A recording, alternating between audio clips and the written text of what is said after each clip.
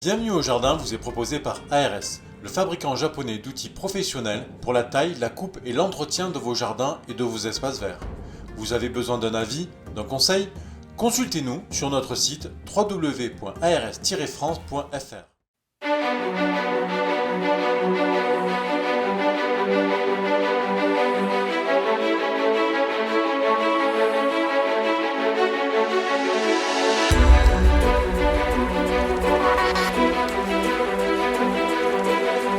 News Jardin TV vous propose Bienvenue au Jardin, une émission 100% nature animée par Patrick Mulan et Roland Motte.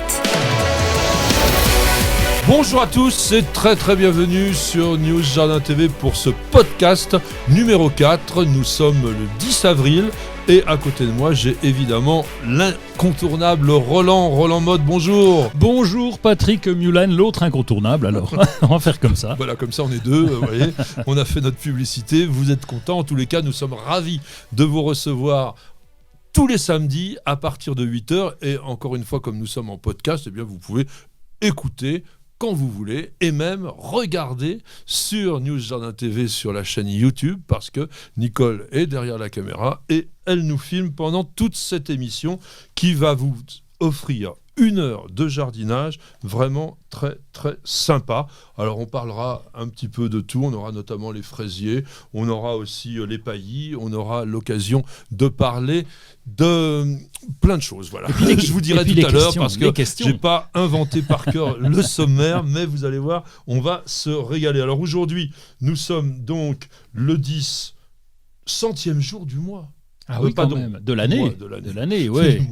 Eh ben oui, j'ai fait un mois de 100 jours. Vous savez pourquoi? J'adore le mois d'avril. C'est le printemps, ça démarre. Et nous sommes le 21e jour du signe astrologique du Bélier. Ça fonce vraiment directement. 21e jour du mois de Germinal. Et pour le calendrier républicain français, hein, il faut l'addiction. Il faut la placer, celle-là. On a le guénier. C'est quoi le guénier? Le guénier, c'est le Cercis silicastrum. Voilà. Arbre de Judée, pour ceux qui n'auraient pas compris notre langage un peu bizarroïde. Alors mon cher, qu'est-ce que l'on dit sur le Cercis silicastrum? Bon, on dit plein de choses. D'abord qu'il va fleurir. Ça dépend des coins. Le nôtre, il n'est pas encore fleuri. On en a planté un chez nous, il fait un petit peu frais. Chez eux, ça fleurit jamais. Tu vas encore le rappeler. En attendant, ça fleurit, après ça fait ses feuilles et c'est une floraison qui est aussi remarquable, un petit peu mauve, on va dire, ça dépend des variétés. Oui, c'est un rose mauve, un lavande, on va dire. Oui, mauve lavande. Ça se taille, le bois est très dur, hein. J'ai du mal avec mon sécateur à tailler ce truc-là, ouais, parce que j'aime bien le rabattre un petit peu, parce qu'il prend de l'ampleur. Ouais. Et donc, vraiment, belle plante. Alors, c'est un arbre que l'on appelle aussi bouton rouge parce que c'est vrai qu'au moment où il va sortir ses fleurs, qui sont d'ailleurs assez particulières, est-ce que tu as remarqué que les fleurs se développent sur l'ensemble de la longueur du rameau? Oui, c'est mal fichu, ça se développe sur le bois. Hein, donc, c'est pas mal fichu.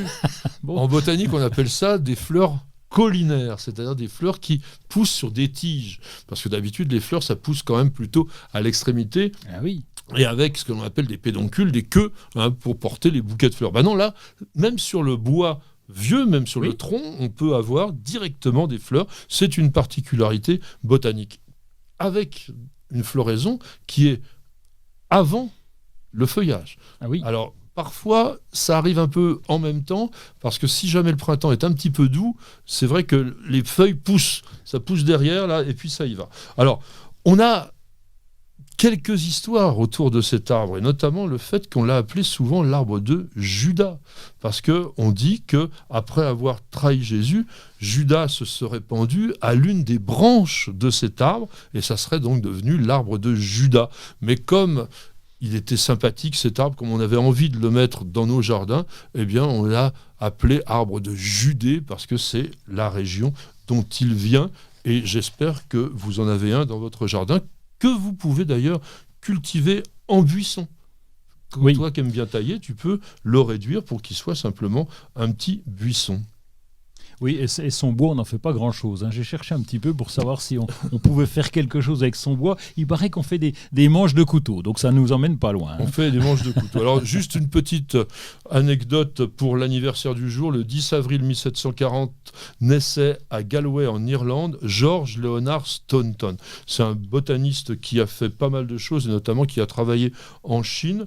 Il a découvert qu'il y avait des thés qui avaient un parfum un petit peu orangé, et c'est lui qui est le premier à indiquer la direction pour faire du thé Earl Grey.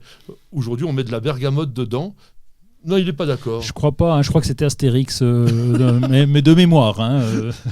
Alors, bien entendu, on lui a aussi attribué, toujours on donne des noms à certains botanistes un petit peu importants, et il y a une plante qui s'appelle le Stauntonia, qui est une plante grimpante vraiment remarquable que je vous conseille d'avoir dans votre jardin, si toutefois il est dans une région à climat doux. Et nous avons notre premier auditeur du jour. Je rappelle que vous pouvez à tout moment nous écrire à la fois sur le site internet de Nous Jardin TV ou tout simplement sur la chaîne YouTube. C'est Javeline d'Uzerche en Corrèze qui nous dit: comment éliminer les mouches blanches ? SOS, mes plantes d'intérieur sont totalement envahies. Alors déjà, mon cher Roland, qu'est-ce que sont les mouches blanches ? Oui, on appelle ça les mouches blanches, les aleurodes. Donc, c'est des toutes petites mouches d'1 millimètre, 2 millimètres. C'est tout blanc. Enfin, ça vole, c'est un petit moucheron qui vole. Voilà. En tout cas, ça vole. Et quand on secoue, on en a sur les fuchsias ou sur les choux, assez souvent. Et donc, quand on secoue, ça s'en va, ça vole, etc. Le seul moyen à peu près correct qu'on ait trouvé, c'est de mettre il existe, tu sais, des pièges, je vais dire des pièges jaunes, évidemment tu vas me reprendre. Bien sûr. Et des pièges, oui c'est ça, des pièges englués, et donc on pose ça se pique dans le pot à côté, et puis la couleur jaune attire ces méchantes bestioles, et donc elles viennent se coller dessus, ça permet de limiter un petit peu les invasions. Alors on va faire un tout petit peu d'entomologie, parce que notre ami Roland a fait un petit peu la confusion que tout le monde fait avec la mouche blanche, parce que d'abord, pourquoi est-ce qu'on l'appelle la mouche blanche ? Parce que ça ressemble effectivement à un moucheron et c'est blanc, mais c'est pas un diptère. Ce sont deux ailes dont on parle, bien entendu, vous aurez compris. Évidemment. Les ailes sur les mouches sont l'une à côté de l'autre, alors que sur nos petits homoptères, elles se croisent. Donc on peut les reconnaître comme cela. Bon, la fécondité des femelles, elle est assez démente, puisque en fait, une femelle aleurodes, ça pond entre 100 et 150 œufs sur une tomate, mais jusqu'à 300 sur le concombre. Je ne sais pas pourquoi ils adorent le concombre, mais encore plus sur l'aubergine, jusqu'à 600 sur les aubergines. Donc ça peut être une invasion absolument terrible. Ça dépend évidemment de la chaleur, parce que c'est, on va dire, assez proche des pucerons.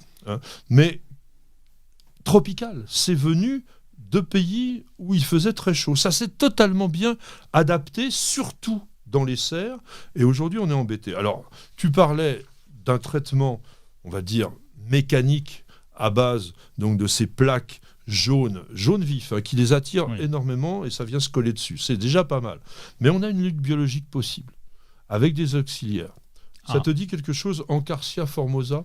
Encarsia, oui, c'est une bestiole, ça encore. Oui. C'est une autre bestiole qui mange la bestiole. C'est un hyménoptère, celui-là, donc on va refaire encore de l'entomologie, c'est-à-dire que c'est un cousin des guêpes, mais c'est minuscule, ça fait même pas 1 millimètre. Et ça va pondre à l'intérieur des larves d'aleurodes. Et la larve, quand elle va naître, eh bien, elle va manger l'intérieur de son hôte. C'est absolument monstrueux. Sauf que c'est bio. Vous voyez, comme c'est sympa le bio, quand même. Quand on regarde avec des microscopes, ça devient absolument monstrueux. Mais au moins, on ne pollue rien avec ça. Et Encarsia formosa, c'est aussi extrêmement utilisé pour lutter contre le puceron lanigère du pommier. Ah oui. Et ça, c'est vraiment aussi une peste pas possible. Donc, si vous voulez utiliser des encarsia, bien vous avez par exemple Biobest, Magellan, Le Jardinier Naturel, qui sont des sociétés qui vous proposent ce type de plantes. Vous n'avez pas la main verte ? Alors prenez-en de la graine avec nos paroles d'experts. Parole d'expert, notre petite chronique, enfin bonne grosse chronique d'ailleurs, parce qu'on va passer une petite 7-8 minutes ensemble là-dessus. Technique, pratique, donc Roland, on va parler des paillis. Nous sommes au début du printemps, on va dire même au moment où on démarre vraiment la culture. Tu nous avais dit dans une précédente émission que dans le temps, on paillait plutôt en mai-juin. Maintenant, on paille de plus en plus tôt parce que qu'est-ce que l'on cherche avec un paillis ? Eh bien, on cherche à protéger, déjà couvrir le sol pour différentes raisons. D'abord, limiter l'évaporation de l'eau, en particulier lorsqu'il fait très chaud, et éviter que les UV tapent sur le sol. Et on a de plus en plus de chaleur. Donc, ces UV qui tapent sur le sol vont abîmer les petites bestioles qui sont dans le sol. Donc, ça, c'est pas une bonne chose. On veut limiter aussi la propagation des herbes indésirables. On les limite, hein. On va pas dire qu'on les empêche, mais on les limite parce qu'on a cette couche en surface qui vient, cette couche de paillage. Et puis on oublie aussi, il ne faut pas oublier le côté esthétique et décoratif, parce qu'on peut faire des paillages très sympas à base d'ardoise par exemple, de paillettes d'ardoise qui peuvent être très jolies, des paillages minéraux qui peuvent être très sympas. Alors bien sûr, donc il y a cette régulation de température, mais il y a aussi la limitation du compactage du sol, notamment quand vous êtes dans des régions où il pleut avec des gros orages, vous évitez vraiment ce qu'on appelle la battance, oui. C'est-à-dire donc le fait que le sol va se tasser naturellement. Alors, qu'est-ce qu'un paillis en fait ? Quelle est la définition du paillis ? Moi, je te donnerai comme définition une couverture. C'est une couverture qu'on va poser sur le sol. Alors évidemment, une couverture, c'est compliqué, hein, parce qu'elle n'est pas à la taille, à la bonne dimension. Dans notre jardin, nous avons des plantes, des arbres, etc. Donc il faut trouver quelque chose, un paillage, quelque chose de meuble qui va venir en couverture. Et donc, oui, c'est ça, c'est une couverture. C'est une couverture qui peut être donc soit d'origine organique, on va voir de quoi on parle avec cela, ou d'origine minérale. Il y a un mot qu'on entend assez souvent qui est le mot mulch. Quelle est la différence entre un paillis et un mulch ? Mais le mulch, c'est plutôt un broyage, puisque quand on va avoir du mulch, tu vois, une tondeuse mulching par exemple, eh bien on a broyé, on a coupé et recoupé en morceaux, alors que tu vois par exemple nous avons des paillages comme les noyaux de Mirabelle. Tu sais, en Lorraine, et oui, on récolte les noyaux de Mirabelle, à la ville de Nancy, ils prennent ça, ils récupèrent les noyaux, ben là c'est pas du mulch puisque c'est entier, c'est complètement entier. C'est vraiment pour faire du cirque, parce que tu dois rouler là-dessus, ça va être vraiment très très pratique cette histoire-là. Non, en réalité, le mulch, ça a une autre définition également, c'est que c'est un paillis permanent. Le mulch... En Angleterre, on l'utilisait depuis très très longtemps en s'inspirant de ce qui se passe dans le couvert forestier. Dans le couvert forestier, vous avez tout ce qui tombe des arbres, donc les feuilles, mais les branches, et tout ça, ça reste tout le temps, ça se décompose petit à petit. Et aujourd'hui, dans la permaculture, quelque chose que tu dois bien apprécier, eh bien on fait plus un mulch qu'un paillis, puisque le paillis, lui, on va le mettre à partir de maintenant, et généralement on va le laisser jusqu'à la fin de la culture lorsqu'on parle du potager. Le mulch, lui, c'est vraiment tout le temps, et donc on va en mettre, et puis en mettre, et puis en mettre les uns sur les autres au fur et à mesure de la saison. Alors, dans paillis, on entend évidemment paille. Est-ce que l'on paille systématiquement avec de la paille ? Ah ben historiquement oui, et puis nous on l'a fait, tu vois, on a testé sur nos courges parce que les courges prennent de la place, et donc on a mis carrément de la paille. Alors la paille peut avoir un côté pas très pratique, c'est que tu as des petites graines, et donc ça oui, germe après. Eh ben oui, t'avais le blé qui germait, c'était vachement sympa. Joli. Oui, alors c'est joli. Non, par contre c'est sympa. Oui, ça fait un peu ça fait joli. Par contre, on peut mettre aussi du foin, et parce que le foin est plus facile à trouver, enfin pour nous à la campagne, oui, je te parle pas de chez toi, mais oui, à 15 € la petite botte dans la jardinerie, ça fait cher. Vous faites avoir les gars. Mais bon, donc on va prendre du foin qui va se composter plus facilement. Donc c'est bien pour le potager, par exemple, d'avoir du foin. Alors bon, on parlait donc des paillis organiques. Il y en a qui sont gratuits. Quels sont les paillis gratuits ? Les feuilles mortes, oui. Les tontes de gazon, toi tu les utilises aussi, et puis le BRF. Alors dis-nous quand même 2 mots sur le BRF, la définition déjà du BRF. Le bois raméal fragmenté. Alors, tu sais quand ça le fait rire. Oui, attends, on n'a qu'à dire des vieux bouts de bois, tu vois, c'était plus simple.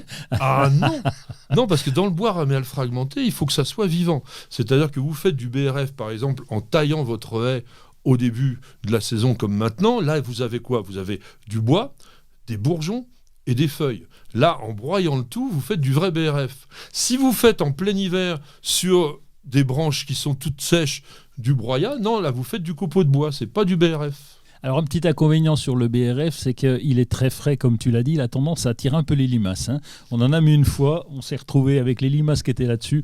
Donc, il n'y a pas que le BRF. Ah oui. D'une manière générale, moi j'estime que le paillis organique, c'est plutôt un HLM à limaces. Ça s'est vérifié assez souvent. Alors, dans les paillis organiques, vous avez l'écorce de pin, qui est très très bien, notamment au niveau le mulch d'écorce. Ça a un défaut, c'est que ça acidifie vraiment le sol. On met beaucoup au potager de la paillette de lin ou de chanvre. Oui. Ça, c'est un petit peu clair. Les fraisiers adorent, par exemple. Moi, j'ai pu voir ça. Le miscanthus, qui aujourd'hui est de plus en plus cultivé, ça, c'est intéressant parce que c'est pas cher et puis c'est vraiment de la récup. Les écales de coco, c'est parfois un petit peu lointain, ça arrive de loin, mais ça a fait un parfum que ma petite femme déteste, mais que certains peuvent aimer. Ça et puis on voit beaucoup aussi maintenant les coques de sarrasin qu'on peut enfouir très très rapidement. Donc il y a énormément de sortes de paillis, c'est le moment d'en faire. Allez voir dans la jardinerie et vous allez voir, vous aurez des résultats extrêmement intéressants, surtout au potager. Et pour les rosiers, mon dernier petit conseil, c'est vraiment le mulch de coco qu'ils adorent vraiment, vraiment, vraiment. Bienvenue au jardin. Patrick Mulan, Roland Motte. Eh bien, nous passons à l'actualité. Vous savez que dans le jardin, toute l'année, il se passe quelque chose et nous allons avoir à la fois quelques petites nouveautés et aussi nos coups de cœur. Monsieur Roland. Oui, écoute, moi j'avais un site internet en coup de cœur qui s'appelle Créa Paysage. Alors c'est une pépinière qui est installée depuis plus de 30 ans à Ploemeur, j'espère que je prononce bien, Ploemeur dans le Morbihan. Et eux, ils proposent carrément toute une collection de bambous. Et j'ai craqué pour un bambou qui s'appelle, tu dois connaître, pas sûr, hein, attends, je vais te le dire celui-là, je vais essayer de bien te le prononcer, c'est Drepanostachium scandens. Oui, alors il s'appelle plus comme ça, il s'appelle Ampelocalamus scandens. Vous savez, les botanistes sont des gens facétieux qui aiment bien changer les noms de plantes. Alors c'est vrai qu'il s'est appelé comme tu le dis, mais c'est un bambou chinois. Oui, il va geler, évidemment, il va bien en Bretagne, il vient de la province du Guizhou en Chine, et surtout, il est grimpant. Alors il a pas des grosses pousses, hein, ça fait 1 centimètre de diamètre, mais surtout il grimpe, et il va s'accrocher un peu à tout ce qui traîne. Un bambou grimpant, c'est quand même rigolo. Un bambou grimpant, c'est extrêmement rigolo, donc vous pouvez en avoir en Bretagne. Alors là, c'est quand même un petit peu frileux, hein, comme espèce, il faudra quand même faire un petit peu attention. Alors, moi, je vous ai trouvé quelque chose qui est assez intéressant au niveau de votre futur jardin. L'équipe de Love the Garden, qui est donc, comme son nom l'indique, des gens du Royaume-Uni, a analysé pas moins de 100 000 publications sur Instagram. Tu es un tout petit joueur, mon cher Roland, et avec 100 hashtags associés à l'univers du jardin, de façon à mettre en évidence des thèmes qui en fait, gagne en popularité actuellement sur le jardinage. Alors, je vais t'en citer quelques-uns. Tu vas me dire si tu es dedans et si tu es d'accord avec ça. En 1, vient le jardinage sur le balcon. Ah oui, j'ai jamais mis un hashtag jardinage balcon. Non, mais est-ce que tu ressens bien que les gens ont envie de plus en plus jardiner sur le balcon? C'est ça la oui, tendance. alors c'est pas ta tendance à toi, on s'en pardon. fout. Moi je m'intéressais qu'à moi, mais je suis désolé.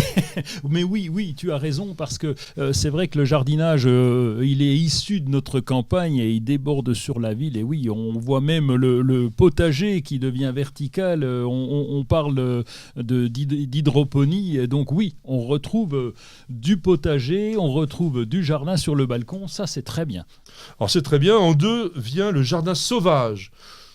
Oui, on en a parlé dans une émission d'ailleurs, je ne sais pas si tu te souviens, pour les primes verts, où c'était Guilhem, je crois, qui nous expliquait qu'il vendait essentiellement des primes verts sauvages, des coucous, et donc on est à un retour en arrière, retour en avant, en arrière, vers le jardin sauvage.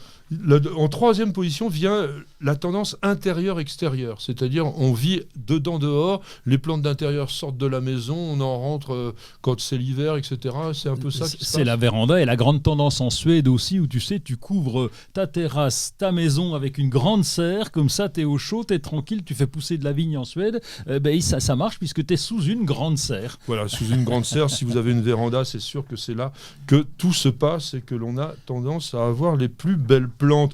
On va aller vite fait. En 4, c'est les mini-jardins. En 5, c'est un petit peu comme le premier puisque c'est les jardins cultivés en bac. Et en 6 vient évidemment la permaculture. C'est quand même les Anglais y vont.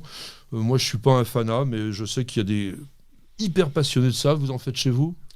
Ça dépend, c'est tellement... Il nous faut une émission pour parler permaculture. Moi, je fais du jardinage au naturel, alors permaculture, c'est être un bien grand mot qui dépasse du cadre du jardin. Moi, je vais rester dans le jardin, uniquement ce qu'on connaît. Nous deux, on va rester dans le jardin, donc parlons jardinage au naturel, c'est bien aussi.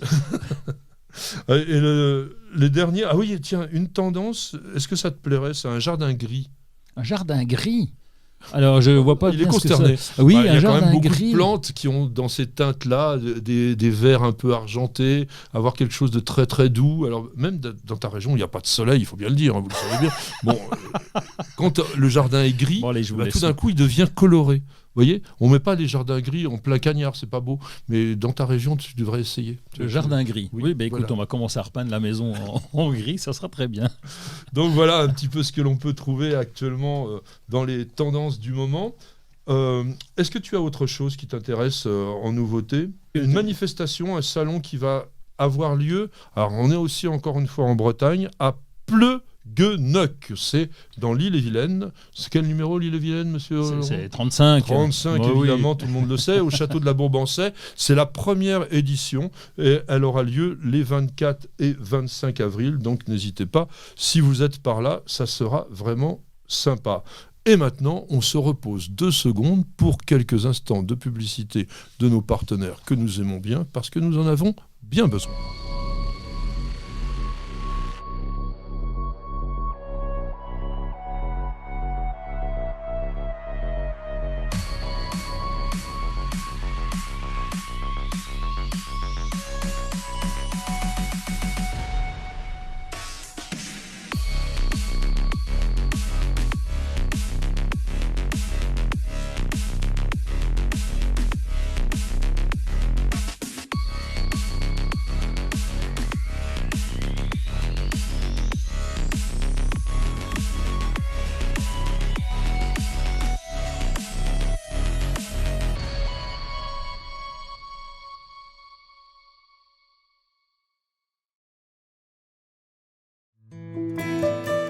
Parce qu'on devrait tous commencer la journée par un bol d'oxygène. Parce qu'il y a des réveils qu'on échangerait contre aucune grasse mat. Parce que mettre du beau partout, ça fait du bien tout le temps. Parce qu'une bonne promenade, ça fait battre 2 cœurs. Parce que ça fait grandir de faire pousser quelque chose. Parce que le circuit le plus court, c'est entre votre jardin et votre cuisine. Parce qu'il y a des rencontres qu'on n'oubliera jamais. Parce qu'un monde meilleur, ça commence d'abord chez soi. Et parce qu'on n'a jamais eu autant besoin de se reconnecter à la nature et à la vie. Truffaut, mettons plus de vie dans nos vies.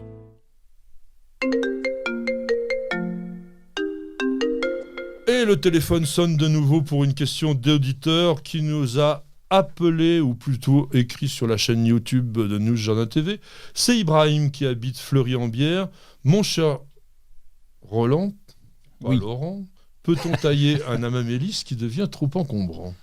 Écoute, l'amamélis se taille pas vraiment beaucoup. C'est vraiment une plante qui supporte pas plus que ça la taille. En plus, il n'y a pas vraiment d'intérêt. Donc, on laisserait courir. Ça serait très bien. Donc, mon cher Ibrahim, laissez donc faire cet amamélis. Sauf si vraiment il devient... Alors, s'il y a une branche qui vient devant la porte du garage, bon là, il va falloir quand même intervenir. Mais ça m'étonnerait parce que la croissance est assez lente. Elle est lente, mais elle est quand même ample. Un amamélis, c'est un arbre qui se met à pousser avec les bras qu'il étend comme ça sur la largeur. Hein. C'est donc pas un arbre que je vous conseille de mettre dans un tout petit jardin parce que c'est vraiment rapidement encombrant. On en avait, nous, au jardin. Bon, ce qui est génial, c'est que ça fleurit au mois de février lorsqu'il n'y a rien, mais ça devient assez encombrant. L'amamélis aussi, la couleur d'automne, elle est démentielle. C'est fabuleux aussi en automne. Comme tu l'as dit, ça pousse lentement, mais surtout, ça montre une vraie difficulté à bourgeonner sur le vieux bois. Donc lorsque vous taillez uniquement les branches les plus jeunes. Et comme tu l'as dit fort justement, si c'est un peu encombrant, si par exemple il rentre des branches dans un autre arbuste ou s'il vient trop près d'un bâtiment, bien là vous allez pouvoir un petit peu le couper. Il y a aussi de temps en temps du bois mort. Ça, c'est régulier, donc ça, on retaille aussi. C'est pas pour moi, c'est pas une vraie taille. Tu as raison de le dire. On taille pas, on entretient. Parce qu'une taille, c'est quelque chose que l'on applique selon un principe pour avoir un résultat. Là, c'est simplement l'entretien. Tu es un peu trop grand ici, tu es un peu malade ici, tu n'es pas bien placé là, je te coupe. Donc, c'est comme ça qu'on va travailler au niveau des amamélis. Et il faut savoir que c'est une plante quand même qui est extrêmement intéressante. Pour quelle raison ? Eh bien, parce que ça n'est jamais malade. Un amamélis, s'il n'est pas dans un sol qui est trop compact, parce que c'est plutôt quand même sol un peu acide et bien drainant, moi, j'ai jamais vu une maladie sur cet arbre-là. Hein. Donc, ça peut ne pas aimer les étés très chauds. C'est peut-être pour ça que tu l'aimes pas, toi. Parce que, non, mais c'est vrai que dans les régions, on va dire au climat continental, avec un énorme cagnard qu'on peut avoir au moment du printemps, c'est vraiment très lourd. Et puis, pas oublier quand même, si Ibrahim a décidé de tailler malgré tout, eh bien, c'est après la floraison. Hein, bien là, entendu. C'est fini. On est bon. Avril, là, on est tranquille. Donc, on peut tailler quand on en a envie. Écoute, mon cher Roland, on va essayer de passer maintenant à autre chose avec notre dossier qui arrive tout de suite. Vous cherchez la petite bête ? Toutes les réponses dans le dossier de Bienvenue au Jardin. Aujourd'hui, notre dossier, c'est le fraisier, ou du moins les fraisiers. On va essayer de tout savoir sur ces plantes que vous devez absolument avoir dans votre jardin, ou même sur votre balcon, ou même si vous n'avez qu'une fenêtre. Ça passe partout, ça pousse partout, c'est tout petit, et surtout, c'est absolument délicieux. Mon cher Roland, est-ce que tu sais qu'en France, chaque seconde, il y a 3,8 kilos de fraises qui sont consommées, c'est-à-dire environ 120 000 tonnes par an. Il faut quand même quelques pieds de fraisier. Chaque seconde, 3 kilos, t'es sûr ? 3 kilos chaque seconde ? Mais pas toi. Ah oui, l'ensemble des Français. Ah oui, dis donc. Quand même. Oui, c'est pas mal, c'est un beau résultat. Voilà. Je les félicite. Alors, est-ce que tu sais aussi que le fraisier à gros fruits d'aujourd'hui a été découvert par un monsieur qui s'appelait Fraisier ? Ah oui, en 1713, mais c'est vrai qu'auparavant, on s'intéressait plutôt à la fraise des bois. Donc les Romains nous l'ont ramené. Au Moyen-Âge, on allait consommer la fraise des bois. C'est Monsieur Fraisier, le fameux Monsieur Fraisier. Amédée François Fraisier. Mais ça s'écrivait pas pareil, ça s'écrivait F-R-E-Z-I-E-R. Alors il a été envoyé par Louis XIV le long de la côte ouest de l'Amérique du Sud pour, rien à voir avec les plantes ou les fraises, étudier clandestinement les fortifications espagnoles, portugaise qu'il y avait au Chili et au Pérou. Et c'est au Chili, parce que lui, alors franchement, il en avait rien à faire de tout ça. Il se baladait dans la forêt, dans la campagne, etc.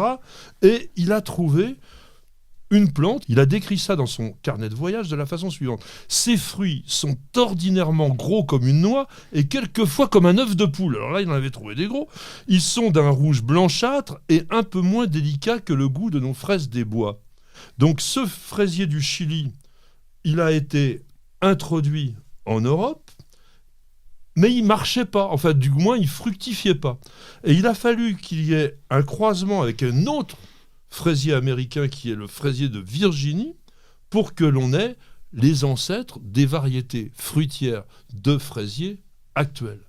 Et le gars, il sera appelé artichaut, il aura ramené des artichauts. Alors peut-être, mais en tous les cas, on va parler avec quelqu'un qui va être plus expert que toi, parce que vraiment, là, tu me déçois terriblement. On va appeler Pierre-Adrien Lagneau, c'est le jardinier de Truffaut, vous le rencontrez dans les fêtes des plantes, vous pouvez aussi aller le voir parfois sur son jardin magnifique qu'il y a dans l'Essonne.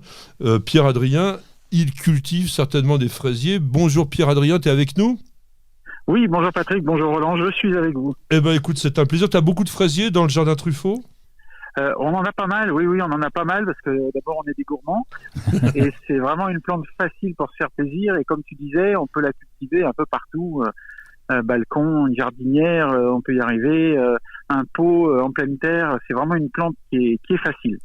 Alors on va faire un tout petit poil de botanique. Je vous pose la question à tous les deux. Est-il vrai que le fraisier est apparenté au rosier ?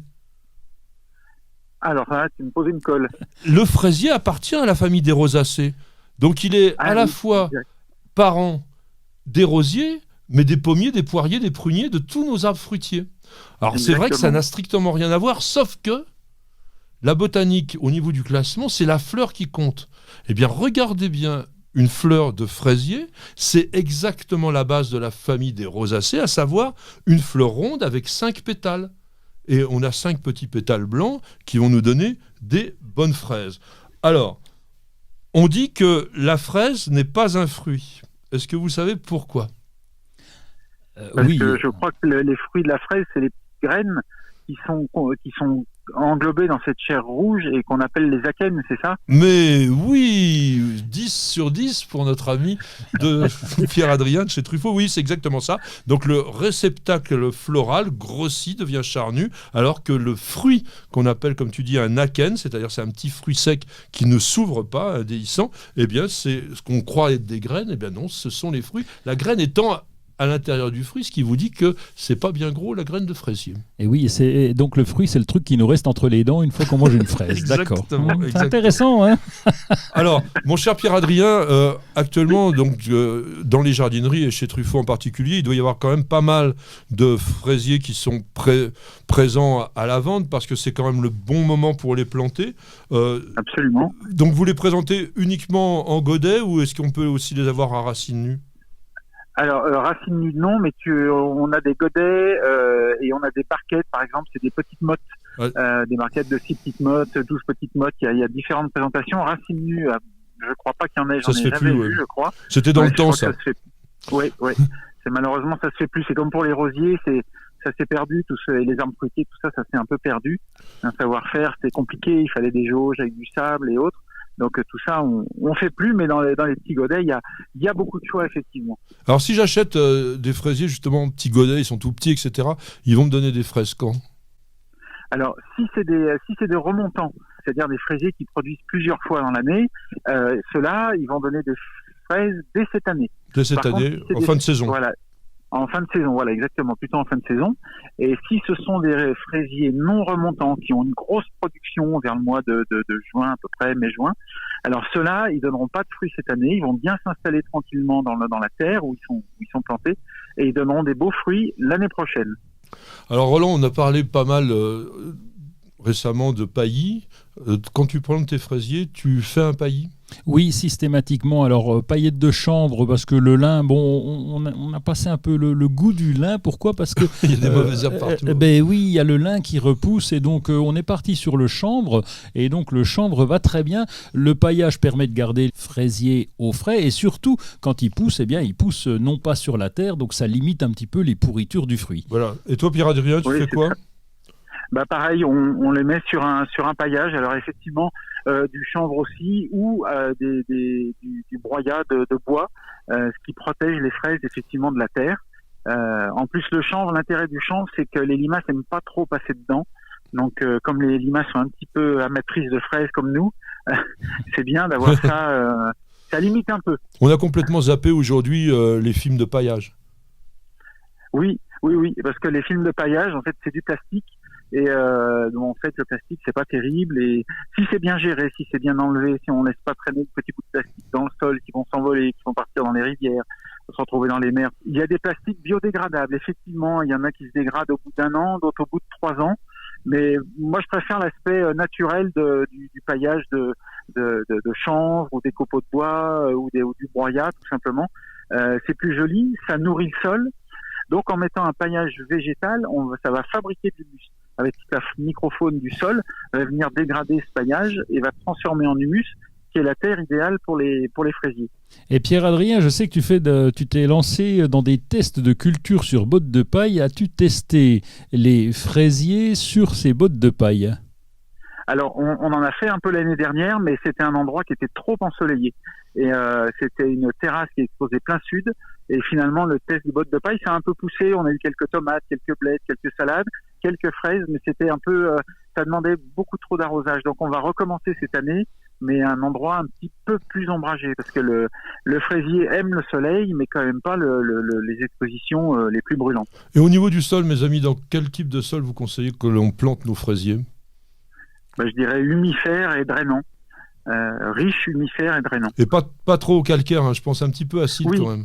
Oui, le fraisier supporte bien l'acidité et par contre il n'aime pas du tout le calcaire. Donc un sol un petit peu acide, ça marche bien. Et le paillage est indispensable parce qu'il doit garder sa fraîcheur, et ça c'est capital. Tu l'as précisé, Pierre-Adrien, par rapport à l'été un petit peu trop sec ou trop chaud, et donc le paillage est indispensable. Alors est-ce qu'on met un peu d'engrais quand même une fois qu'on a planté ces fraisiers ? Si le sol est suffisamment riche en humus, c'est pas spécialement la peine. Après, si c'est des fraisiers en pot ou en jardinière, comme le fraisier est très gourmand, il épuise vite le sol. Un engrais bio riche en matière organique, un engrais liquide par exemple, pour ça c'est pas mal. Mais il n'y a pas un risque d'avoir trop d'azote, parce que moi je suis pas toujours fanat de tout ce qui est bio à cause de ça. Quand on regarde par exemple les compositions des engrais fraisiers dans le commerce, on a quand même beaucoup de phosphore et de potasse pour favoriser la fructification, alors que si on met trop d'organique, on aura des feuilles. Si on met que de l'organique, le fraisier fera pas beaucoup de fruits, il fera que des feuilles. C'est pour ça qu'un engrais avec, comme tu dis, pas mal de potasse, ça induit la floraison et donc après la fructification. Donc ça c'est une bonne chose. Et de toute façon, le fraisier, je pense que Roland sera d'accord avec moi, comme c'est une plante ultra gourmande, elle a tendance à vite épuiser son sol. Et on dit dans les jardins qu'il faut les changer de place tous les 3-4 ans. Oui. C'est aussi pour les maladies à virus, ça c'est très important. Alors très rapidement chacun, votre variété favorite? Marat des Bois. Alors moi, pareil. Alors Marat des Bois, variété formidable de Monsieur Marionnet en 1992. Ouais. C'est un fraisier remontant qui effectivement a une chair qui a un goût très très très voisin de celui de la fraise des bois, qui est très fin. Merci beaucoup Pierre-Adrien. Donc on te retrouve, je le dis, chez Truffaut, même d'ailleurs dans les vidéos de Truffaut qui sont aussi sur YouTube comme les nôtres. Absolument. Et donc à très bientôt. À très bientôt, j'étais ravi de vous entendre. Salut Pierre.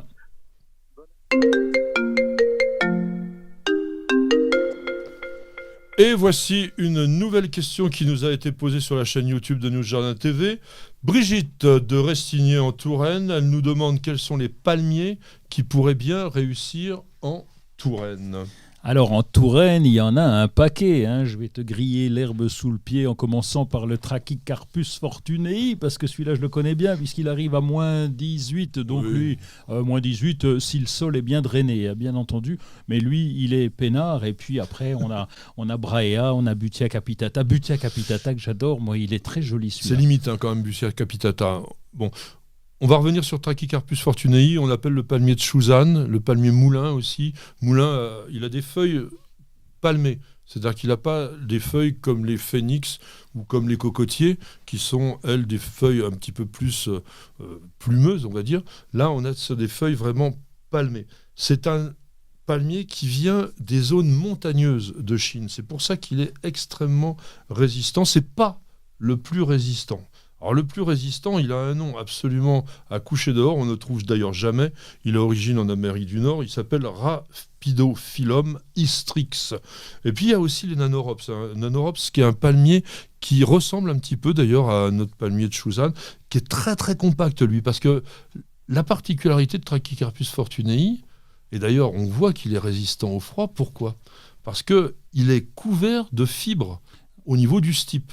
On ne dit pas le tronc avec un palmier, il faut être botaniste, on dit stipe parce qu'il ne fait pas un vrai tronc, c'est simplement l'endroit où il y avait l'articulation de la palme qui s'est solidifiée et puis petit à petit il grandit comme ça. Donc on a la résistance que tu disais, moins 18 degrés. Sur Butia capitata, qui est un très très beau palmier, alors lui il a justement ses feuilles un petit peu en forme de plume, là, qu'on aime bien, un peu bleutées. On va dire moins 10, ça serait le maxi, quoi. Mais vraiment.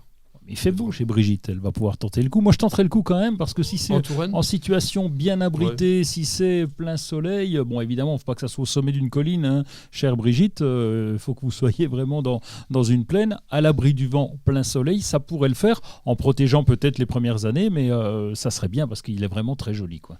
Moi, j'aurais mis plutôt Camerops humilis. Le palmier nain méditerranéen, c'est le seul palmier européen. Et lui, alors, il résiste autour, moins 12, moins 13. Nous, on en a un depuis plusieurs années au jardin. Cette année, on a eu quoi ? Moins 4, moins 5. On ne le protège même pas. On le laisse et il va bien, il est en pot en plus. Oui, parce que c'est vrai que Trachycarpus fortunei, alors on le sort à toutes les sauces parce qu'il est à moins 18, mais il est pas esthétiquement, c'est pas terrible quand il vient vieux, donc c'est un grand machin avec un plumeau au-dessus, enfin il est moins joli quand même. Hein. Oui, mais avant qu'il devienne grand, parce que c'est vrai que ça peut faire 15 mètres de haut, hein, un Trachycarpus. Moi j'en ai jamais vu vraiment en Europe de cette taille-là, ils arrivent à 7-8 mètres, sont déjà beaux, mais ils ont quand même toujours ce tronc qui est quand même assez sympa. Alors on a un troisième palmier que l'on peut aussi conseiller. Pour la Touraine, ça devrait pouvoir le faire, c'est Washingtonia filifera. Le Washingtonia qui a été nommé d'ailleurs en l'honneur de George Washington, tout simplement le premier président des États-Unis d'Amérique, et qui est un très beau palmier avec... Pourquoi on l'appelle filifera ? Parce que sa feuille qui est encore une fois un peu comme une main ouverte, eh bien sur chaque doigt, je dirais, il y a des petits fils blancs qui se développent, et c'est un palmier comme ce que tu viens de dire pour Trachycarpus, qui quand il est grand, devient beaucoup moins joli parce que là c'est pareil, c'est un plumeau au bout d'une grande tige. Voilà. Mais en tous les cas, Brigitte, je pense que vous avez eu la réponse à votre question. Et bien maintenant, nous nous reposons pendant une petite minute pour écouter les messages de nos partenaires qui nous font le plaisir de nous suivre. Alors, à tout de suite.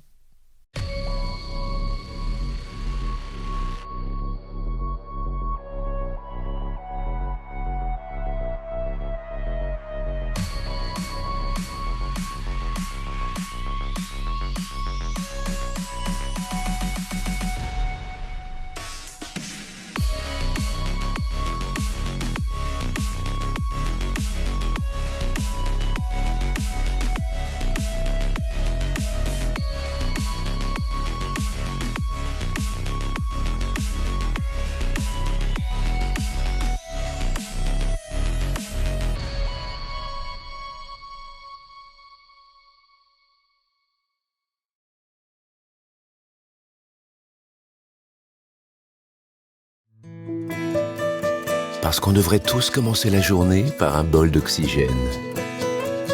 Parce qu'il y a des réveils qu'on échangerait contre aucune grasse mat. Parce que mettre du beau partout, ça fait du bien tout le temps. Parce qu'une bonne promenade, ça fait battre deux cœurs. Parce que ça fait grandir de faire pousser quelque chose. Parce que le circuit le plus court, c'est entre votre jardin et votre cuisine. Parce qu'il y a des rencontres qu'on n'oubliera jamais. Parce qu'un monde meilleur, ça commence d'abord chez soi. Et parce qu'on n'a jamais eu autant besoin de se reconnecter à la nature et à la vie. Truffaut, mettons plus de vie dans nos vies. Bienvenue au jardin. Patrick Mulan, Roland Motte. Il est temps maintenant de savoir ce que l'on doit faire dans son jardin pour la semaine à venir. Et mon cher Roland, es-tu d'accord avec ce petit dicton du moment ? En avril, le sureau doit fleurir, sinon le paysan va souffrir. Oui, alors est-ce que le paysan va souffrir ? Maintenant, il a assez d'outils pour ne plus souffrir. Enfin, s'il souffre pour d'autres raisons. Mais le sureau, en tout cas, doit fleurir, lui. Ça serait bien. Donc, on pourrait inverser le dicton. Ça, c'est formidable. C'est l'occasion de dire quelque chose qui ne veut absolument rien dire. Notre dicton veut dire que si le sureau n'a pas fleuri en avril, on doit s'attendre certainement à une extrêmement mauvaise année sur le plan climatique. Donc, espérons que ce ne sera pas le cas. Alors, en tous les cas, qu'est-ce que tu fais dans ton jardin ? Alors, on a planté, tu m'as interpellé l'autre fois en disant « T'as pas planté tes patates ?» Si, ça y est, on a planté les patates, mais on attend, je te le disais, on attend toujours un petit peu tard parce que quand on est dans des régions au nord de la Loire un peu plus frileuses, eh bien, c'est préférable de patienter. Donc, on les plante. Alors, on les plante pas en rang chez nous. Hein. On fait pas de rang. On va les planter un peu disséminés. À la mode de chez nous à la mode de chez nous, c'est de faire différemment. C'est-à-dire qu'on va les planter un peu disséminés de ça, de là. Tu me parlais de permaculture, je te parlais de jardinage au naturel. Eh bien, le fait de disséminer, de ne pas avoir de rang, je te rassure, on s'y retrouve, mais il y a la confusion. Voilà. Et puis, ça peut nous permettre de limiter la présence des dorifores. On évite de faire une sorte de restaurant à dorifores, donc en les mettant un petit peu partout. Tu mets quoi à côté ? Des poireaux, des choses comme ça qui ont des odeurs particulières ? Alors, on met poireaux, on a des aromatiques un petit peu partout dans le jardin. Donc ça va nous permettre de changer. On a les soucis qui repoussent aussi régulièrement. Donc c'est un vrai bazar organisé, je te rassure. Les soucis, ça repousse généralement assez régulièrement. Ça revient tout seul. Ça, c'est terrible. Enfin, en tout cas, c'est engrainé. On les laisse faire parce qu'on peut les arracher quand on veut. Et en tout cas, voilà, les patates, c'est fait. On va les rebuter un petit peu. Puis les premières sortiront. On va attendre un peu. Hein. Ça sera plus tard. Alors il y a les premiers pucerons qui arrivent, donc je rappelle un petit coup de sécateur sur les pousses d'extrémité où ils se trouvent, ça évite de traiter. Après, s'il y a une vraie invasion, vous pouvez utiliser un produit biologique, ça existe. Vous avez un petit peu de plantation aussi à faire, hein. En ce moment, tout ce qui est plante de terre de bruyère, ça aime bien être planté. Même si c'est en fleurs, un rhodo, vous pouvez le planter. Il n'y a pas de problème quand il est en conteneur. Si vous arrosez bien derrière ça, ça va. Tu me parlais d'aromatique, tu as tout planté ? Oh, pratique. Bon, non, pas le basilic. On attend encore. Non, évidemment, tu vas encore me piéger avec le basilic. Mais oui, les menthes, ça y est, on les a déplacées. Qu'est-ce qu'on a fait encore ? On a déplacé des sauges aussi. On a beaucoup bougé, là. Ça remue un petit peu. Mais oui, là, on peut y aller. Hormis, bien sûr, les plantes qu'on appelle molles. Donc, le basilic, évidemment, on attend un peu. Où t'en es avec les tomates ? Ah, les tomates, alors là, on a le temps.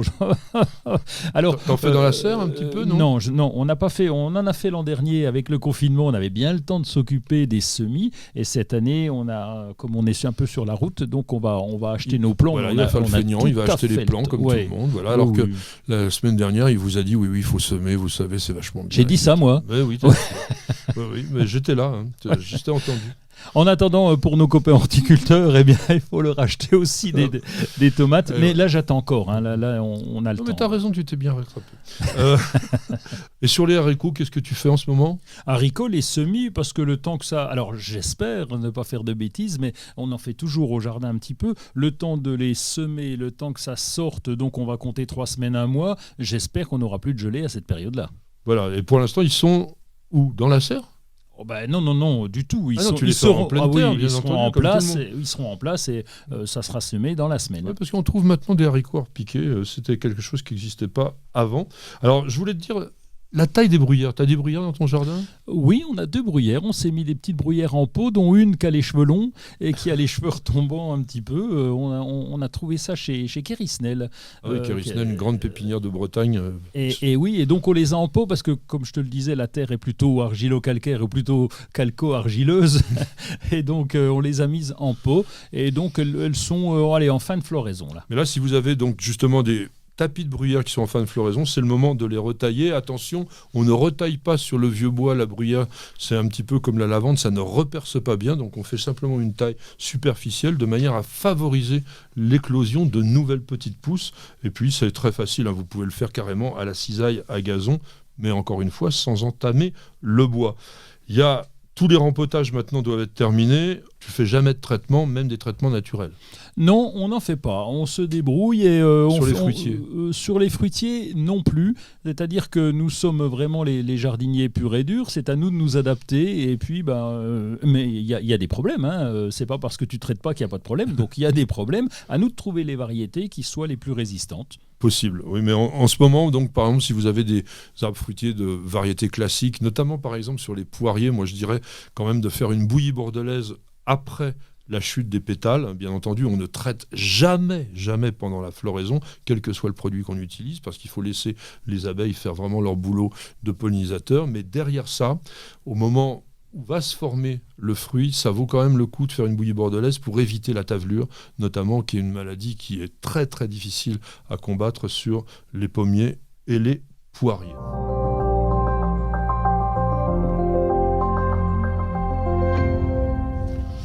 Mon cher Roland, nous avons entendu notre petite musique qui nous amène à parler de nos lectures ou de nos surfing internet, parce que Roland préfère énormément sa tablette ou son ordinateur aux belles pages en papier à l'ancienne. Eh bien, chacun son goût. Alors, tu as surfé sur Instagram. Oui. Et alors là, tu as quelque chose qui est carrément allemand. Oui, je vais te faire avec mon accent.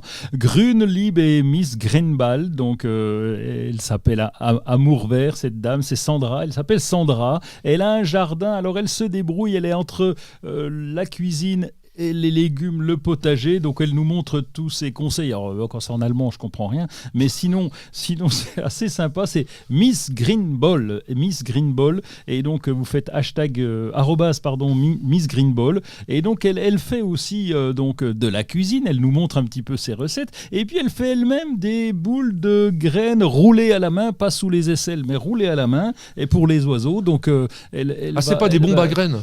Elle fait aussi des bombes à graines. Elle fait les deux, et donc notre amie Sandra propose ça sur son blog. sur son blog d'Instagram. Moi, j'avais vu ces photos. C'est vrai que les bombes à graines, vous savez peut-être pas ce que c'est, mais en fait, c'est de faire des boules, là, comme disait Roland, avec des éléments organiques qui vont favoriser la germination de la graine, et puis avec des plantes qui sont sympas, qui sont plutôt rustiques, style, par exemple, vous pouvez mettre tout ce qui est fleurs qu'on mettait dans les jachères, des cosmos, des choses comme ça, et puis vous les balancez dans la nature comme ça pour donner un petit côté jardinier sauvage dans des endroits qui auraient été assez vilains sans cela, et puis pourquoi pas aussi d'ailleurs chez vous, si vous voulez vraiment faire un jardin sauvage, c'est un moyen, parce qu'on balance comme ça, comme si la nature avait bien fait les choses. Eh bien, on va rester, nous, dans la nature pour mes lectures, avec le grand atlas de l'évolution. Alors ça, c'est un livre impressionnant qui a été édité par Le Monde et Glénat. C'est un livre d'origine anglaise et qui parle en fait de tous les êtres qui ont marqué la préhistoire. Bon là, par exemple, j'ai un exemple sur l'Archéoptérix. Archéoptérix qui a été le premier dinosaure oiseau, si on veut, un dinosaure volant qui a été le chaînon manquant entre les dinosaures, d'ailleurs que l'on considère aujourd'hui plus près des oiseaux que des reptiles pour certains. Et puis on a aussi l'humain avec toutes les races d'hominidés qui ont évolué. Et puis on va jusqu'au dernier millénaire où là on rencontre des animaux qui ont pour certains totalement disparu, souvent malheureusement à cause de l'homme, et pour d'autres qui ont réapparu, qui ont été considérés à un moment donné comme disparus et qui miraculeusement ont été préservés et sont revenus, ils ne sont pas revenus à la vie, mais ils sont revenus devant nous. Et c'est un livre extrêmement intéressant pour ceux qui veulent repasser un petit peu toute l'histoire de la nature. Ça s'appelle La Grande Marche de la vie animale, c'est le grand atlas de l'évolution. Ça coûte 35 €, je crois. Non, je vais vous dire une bêtise. Non, 39,95 et c'est chez Glénat. Mon deuxième coup de cœur au niveau du livre, alors là ça me fait plaisir parce que on n'a pas voyagé depuis longtemps et on adore ça. Et là vous avez la faune et la flore de la Réunion, l'ensemble donc de toute cette végétation. La Réunion, comme toutes les îles, a un taux d'endémisme absolument extraordinaire avec des végétaux très particuliers, des plantes qui sont extrêmement intéressantes, qui bénéficient évidemment du climat exceptionnel de l'endroit. Et là, bon, il y a des choses qu'on connaît, hein, des daturas par exemple, mais il y a beaucoup de plantes qu'on ne connaît pas. Alors si vous avez l'intention de faire un petit voyage, un de ces jours du côté de l'île de Réunion, qui est magnifique, hein, il faut dire au niveau des paysages, c'est quelque chose d'extraordinaire, eh bien ce livre de Delachaux-Niestlé, Faune et flore, flore et flore, ça serait un petit peu redondant. Faune et flore de la Réunion, de Dominique Martyrier. Eh bien, je vous conseille ce livre chez Delachaux-Niestlé. Il vaut 24,90 € et il les vaut bien. Eh bien, on nous appelle de nouveau. C'est une question d'auditeur qui a été posée sur le site internet de News Jardin TV par Charlie qui habite à Mourmelon-le-Grand. Tu sais où c'est Mourmelon-le-Grand ? Mourmelon, c'est près de Reims, me semble-t-il. Nous sommes dans la Marne, numéro 51. Il nous dit, est-il possible de cultiver des truffes ? Waouh ! Et dans ce cas, comment ? Eh ben, la truffe vient souvent, si ma mémoire est bonne, sur les terrains plutôt calcaires. Et puis, on a des arbres truffiers qu'on va pouvoir planter, donc qui sont mycorhizés, qui vont permettre de développer la truffe. Donc là, il faut l'association des deux, ce terrain calcaire, et puis la plantation de ces arbres qu'on trouve aux pépinières Naudet, entre autres. Alors, dans la Marne, il y a effectivement pas mal de sol calcaire. Toutefois, je pense que le climat n'est pas exactement adéquat et il vaut mieux descendre un petit peu plus bas au sud de la Loire parce qu'il n'y a pas beaucoup de production truffière, je pense, au nord de la Loire. Le sol est très important, tu l'as dit. La truffe est adaptée à des sols très drainants. Alors c'est compliqué, c'est-à-dire qu'il faut à la fois que le sol soit drainant, mais qui conserve l'humidité. C'est un peu comme le terreau qu'on a vu la semaine dernière. Et il faut aussi qu'il y ait une grosse activité bactériologique, enfin microbienne, de façon à ce que ce soit vraiment un sol vivant. Donc le pH, tu l'as dit, plutôt alcalin, minimum 7,5, plutôt 8,5. Et là, on a donc Tuber melanosporum, la fameuse truffe noire du Périgord, qui peut se développer de façon magnifique. Mais attention, il y a le climat.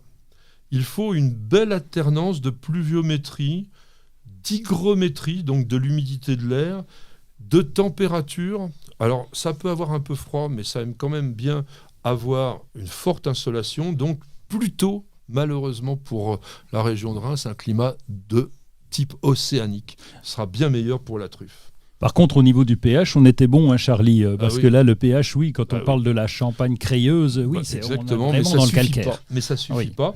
Et il faut être patient. Il faut être extrêmement patient parce qu'à partir du moment où vous avez acheté un plant truffier, il va vous falloir à minima 5 à 8 ans pour avoir la première truffe. Et la production va commencer à être intéressante après la 10e année.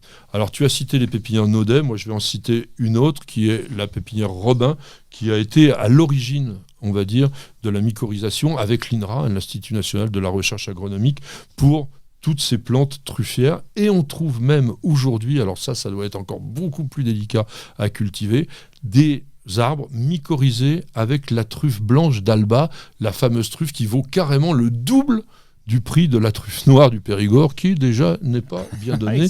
Il faut dire, on l'a appelé le diamant noir, c'est pas pour rien. Patrick, Roland, racontez-moi une histoire de plante, de jardin ou de jardinier.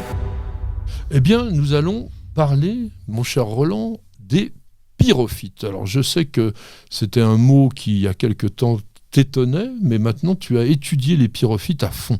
Oui, alors pas à fond, parce que là, tu m'as un peu surpris sur le coup en disant pyrophyte, tu vas voir, il faut qu'il y ait le feu pour pouvoir développer certaines plantes. Et là, je trouvais ça un petit peu exagéré, de mettre le feu aux forêts pour avoir le développement des plantes. J'espère que tu vas nous en dire un peu plus. Eh bien oui, parce que dans la nature, les feux de forêt ou les feux dans la grande prairie américaine, par exemple, lorsqu'ils sont d'origine naturelle, sont tout à fait à la fois écologiques, c'est-à-dire qu'ils sont potentiellement valables pour la nature, mais ils sont même, je dirais, indispensables pour certaines plantes. Et c'est ces plantes que l'on appelle des pyrophytes. De pyros, le feu, et phytos, les plantes, donc des plantes associées au feu. Ces plantes qui sont associées au feu prennent différents aspects, parce qu'en fonction de ce qu'elles ont besoin, on va dire, ou de ce qu'elles sont capables de faire, eh bien, soit elles ont besoin des éléments dégagés par la fumée après le feu pour pouvoir simplement induire le démarrage de leurs graines. On a parlé il y a quelques semaines de la vernalisation, c'est-à-dire comment les plantes se réveillaient après l'hiver, c'est qu'elles avaient donc besoin du froid pour se réveiller.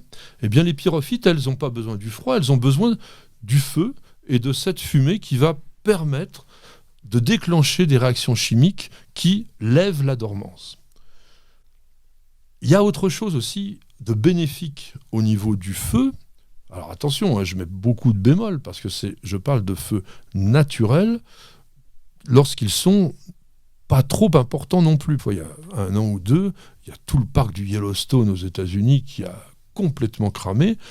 Ça crée quand même des gros dégâts. Mais quand on regarde bien les choses, vous avez le feu qui brûle la matière organique qui est contenue en surface dans le sol, et vous avez la possibilité pour certaines plantes de libérer de l'espace, c'est-à-dire que c'est un débroussaillant naturel, et certains arbres qui ont des écorces épaisses, par exemple, vont résister assez bien à ces feux et vont pouvoir de nouveau prospérer, renaître, on va dire, après les feux.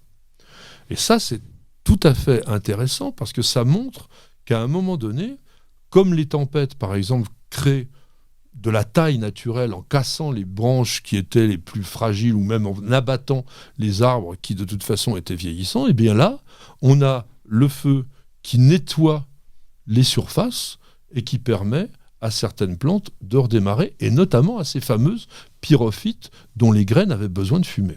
Alors on a quand même bien, tu as précisé, d'origine naturelle, parce que les incendies sont souvent d'origine humaine aujourd'hui, tout ça parce que nous sommes un peu nombreux, nous faisons des bêtises avec les mégots de cigarettes, avec des feux mal contrôlés, on fait cramer les herbes indésirables de son jardin par exemple, et ça met le feu un peu partout, donc on parle bien des feux d'origine naturelle. Et on a même des plantes qui avaient été considérées comme étant disparus dans la nature parce qu'ils n'avaient pas eu de feu dans les lieux où elles habitent régulièrement, et je parle par exemple des mimétès. Alors les mimétès sont des protéacées, donc vous savez le protéa, c'est une belle fleur qui ressemble un peu à un artichaut. Le mimétès ne ressemble pas du tout à ça, c'est une plante plutôt un peu grise, mais mignonne quand même, intéressante, qui vit en Afrique du Sud.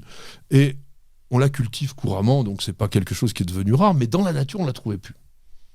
Jusqu'au jour où il y a eu un feu, mais un vrai feu de savane, qui a vraiment tout brûlé, et quelques jours ou semaines après, c'est apparu de nouveau des mimétès. Donc on s'est rendu compte que la plante avait absolument besoin du feu pour que ces graines qui ont une enveloppe extrêmement dure, eh bien, puissent être en partie abîmées, érodées, on va dire, par le feu, ou même peut-être éclatées, de manière à ce que le germe, lui, puisse se développer. Nous avons vu aussi, avec ma petite jardinière, lorsqu'on a été à Hawaï, sur les pans du mont Kilauea, qui est donc un volcan en activité, des coulées de lave dans lesquelles vous aviez des fougères qui ressortaient, mais très peu de temps après une éruption. Parce que là, c'est différent, c'est-à-dire que ce feu qui sort de la terre est extrêmement riche en éléments minéraux qui sont favorables à la croissance des végétaux. Ouais, notre problème, c'est les feux de cime, dans le Midi, par exemple, et là où c'est les grands végétaux, les arbres qui prennent feu, et on est loin de là, donc ça pose un problème. Et les petits problèmes que je peux avoir de temps en temps aussi, c'est les feux de joues, et c'est là-dessus que nous terminerons en ayant un petit peu les joues qui rougissent avec le soleil du printemps. Merci de nous avoir suivis, c'était vraiment sympa de votre part. Vous êtes de plus en plus nombreux à être à la fois sur les chaînes de podcast, sur News Jardin TV, à YouTube. Roland, on te retrouve où ? La semaine prochaine. La semaine prochaine d'abord. Et puis sur lesjardindelaterre.com, et puis sur Instagram, sur Facebook, sur TikTok. Eh bien, à très bientôt à tous. Les jardinières, je vous embrasse. Ma petite perle, ma petite jardinière préférée. Et nous vous disons à la semaine prochaine. Et bienvenue au jardin. Vous avez écouté Bienvenue au jardin avec ARS, le fabricant japonais d'outils professionnels pour la taille, la coupe et l'entretien de vos jardins et de vos espaces verts. Vous avez besoin d'un avis, d'un conseil ? Consultez-nous sur notre site www.ars-france.fr. Vous aimez nos vidéos, vous regardez régulièrement nos émissions Découverte Jardin et Jardiner, ça fait du bien. Alors n'oubliez pas de vous abonner, il suffit de cliquer sur la cloche et vous serez mis au courant régulièrement de toutes nos publications, et ceci est totalement gratuit.